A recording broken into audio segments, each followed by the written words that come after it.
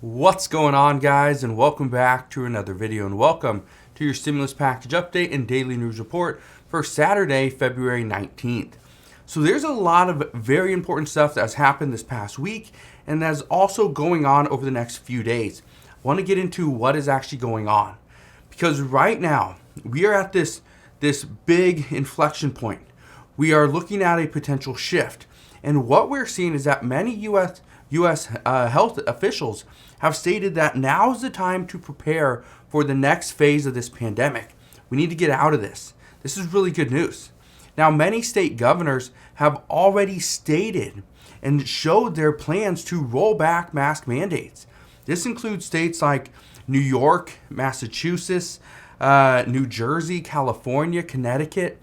There's Delaware, Oregon, and even Washington State as well. So there's a lot of states that are now starting to come together and push against these mask mandates, which is great news. We even know that Dr. Anthony Fauci stated that we are near the end of this pandemic. The CDC is expected to come out sometime this coming week with new guidance for masks as well, which is great news. But here's something that a lot of people saw yesterday, which they assumed was bad. And yesterday, President Biden, he sent a letter to Congress. And this letter was to inform Congress that he's going to extend the national emergency. Now, this national emergency, this was declared back in March of 2020 under former President Donald Trump. Now, this may go against what many governors are trying to do at this time, but according to reports, this is actually very good news for Americans that are currently struggling. And here's the reason why. Currently, with limited stimulus and any chance of seeing the Build Back Better Act pass, really any relief coming out, being that there's nothing coming, what we are seeing because of this, the extended emergency, we're going to continue to see increased SNAP benefits due to the state of emergency. Right, we're going to see more benefits go to people that are currently struggling to put food on the table. We're also seeing that subsidies for health coverage due to the national emergency are still going to continue, which is great, which means people that originally were not covered under any health insurance will now have health insurance, right? There's many other benefits to this as well, but this is why, according to reports, the Biden administration had to extend it because there's no additional benefits coming other than what is already in place. And so that's what's considered very good news at this time. But when this national emergency is over, what you need to keep in mind is that many programs that were created just for the sake of this emergency, they're going to end. And when they do, millions of Americans are likely to find it very difficult just to survive and live their normal lives, especially in times of high inflation. Now, in addition to the national emergency extension, the Biden administration, they also asked Congress for $5 billion for global COVID funds. Now, the Biden administration wants to continue battling COVID overseas, but they are limited with what they can do because their funds are drying up. Now, they are actually seeking $2.55 billion to help vaccinate the rest of the world. They want $1.7 billion for therapeutics and supplies, and they want $750 million for humanitarian aid. Now, just so you know, because I reported this earlier, like a week ago, but what we know is the Biden administration is asking for $5 billion now, but they were just asking for $20 billion over a week ago. Now, the reason why they're asking for $20 billion is because that is what they expect they will need. Progressives say they need at least $17 billion, but right now, Congress's plan is to get a little bit of money to work in more of a bipartisan way with Republicans and pass something that would ultimately go into the omnibus bill that has to pass before March 11th. So, right now, it looks like the Democrats and Republicans are going to work together to try to pass something. So it's going to be interesting to see what's in this omnibus bill when we do finally see it. But it looks like it's going to be a bipartisan bill, which means there's a higher likelihood it will ultimately pass. So let's address the major concerns moving forward, though, because I think this is where a lot of people are worried. Right now, more and more Democrats worry that the upcoming midterm elections will completely destroy them. And this is why many are going to simply retire from Congress.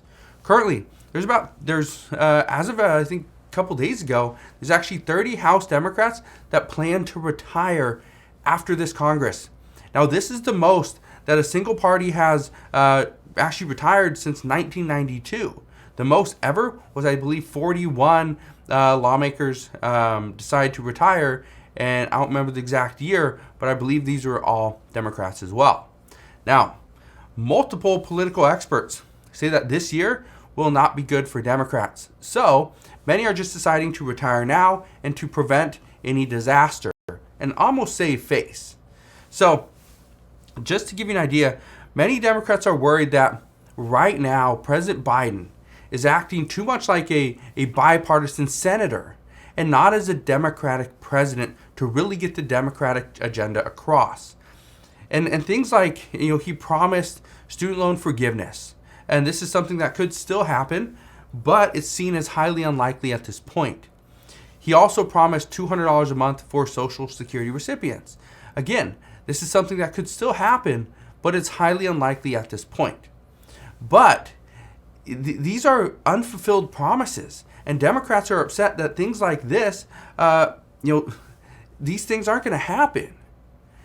But this is also why, and I just want to give you an idea of kind of what's going on, because yesterday I addressed how there's really not much for Social Security recipients.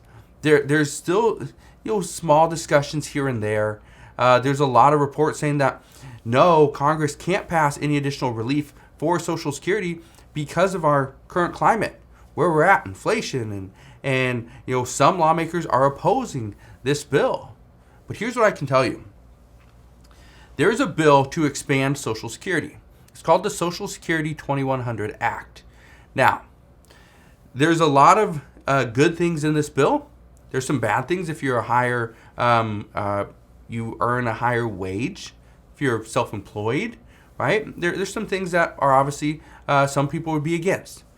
But according to a few reports, Nancy Pelosi's office would love to expand Social Security, but the problem is that there's not enough money to go around. So right now what they're saying is lawmakers have to choose between children or Social Security. Obviously, they have chosen children. That has been the higher priority over the past year. Now, and I know nobody is going to say, oh, well, you can't prioritize children over people on Social Security. Children are very important, right? They are the future of this country. But at the same time, you got to have some give and take here. Now, one thing that you need to know about the Social Security 2100 Act is that this bill goes against the one pledge that President Biden has made, and that he's somewhat kept. It depends on who you ask. That nobody making less than $400,000 per year would pay a penny more in taxes. This bill, it goes against this because it actually assesses Social Security tax on incomes over $147,000, which is what the current wage cutoff is.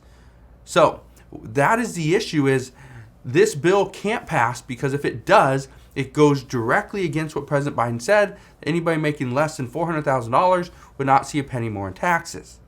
But again, it's a huge bill. This could be huge. Now, even the ex-White House or former White House Chief of Staff, Mark Meadows, he has said that if this bill were to ever make it to the floor of the Senate, Republicans would likely vote for it. Okay? So if the Republicans had to vote for it, they would likely vote for it. So the interesting thing right now is, will we see things change if the power in the House and the Senate change this upcoming year? Because guess what? President Biden made the promise. Nobody making less than $400,000 would see a penny more in taxes. But could Republicans in the House and the Senate pass a bill and send it over to President Biden's desk that does increase Social Security, but at the same time, it also goes against one of his promises? They could do that, but we will see. Now, I do want to fill you in on what's going on over in Russia and Ukraine for a second, because this is extremely important as well. This morning, Vice President Kamala Harris, she stated that the U.S. stands with Ukraine. Now, Ukraine's President Zelensky, he stated that if the U.S. is going to sanction Russia, we have to do it now because it won't do any good once they are already here. So, is he trying to put pressure on the U.S. to try to sanction Russia now? Because if this happens, it would need to happen almost today or tomorrow. That's what we're thinking.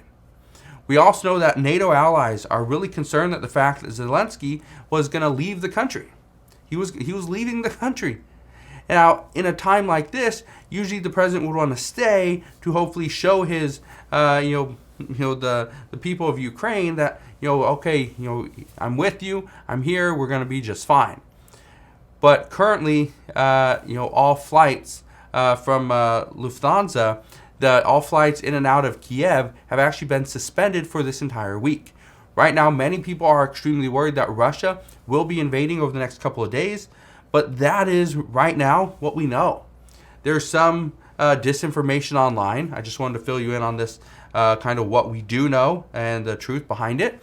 But right now, there's still a lot of speculation. So as we get more information, I promise I'll be back on to fill you in on all latest news and updates. Just want to thank you guys for watching. Have a wonderful rest of your day. Have an incredible weekend as well. If you enjoyed today's video, hit that like button, and I'll see you guys on the next one.